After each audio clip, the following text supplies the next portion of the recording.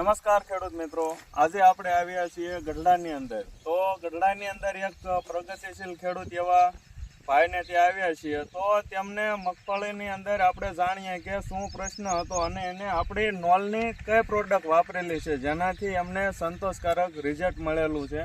આજે આપણી સાથે બે બીજા ખેડૂતો પણ છે જેમને રિઝલ્ટ જોઈ અને એ બહુ ખુશ છે. તો પહેલાં ખેડૂતનો પરિચય આપણે લઈ લઈએ. તમારું નામ?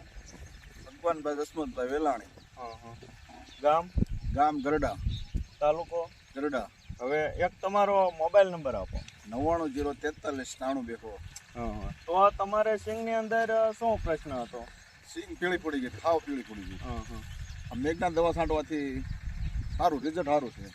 વિકાસ મસ્ત રિઝલ્ટ. અને ઓલામાં શું થતું, પીળી પડી ગઈ હતી, સિંગે વધતી નથી અને નવું પાંદડું નથી કાઢતી, સિંગ અહીંયા ઊભી રહી ગઈ હતી.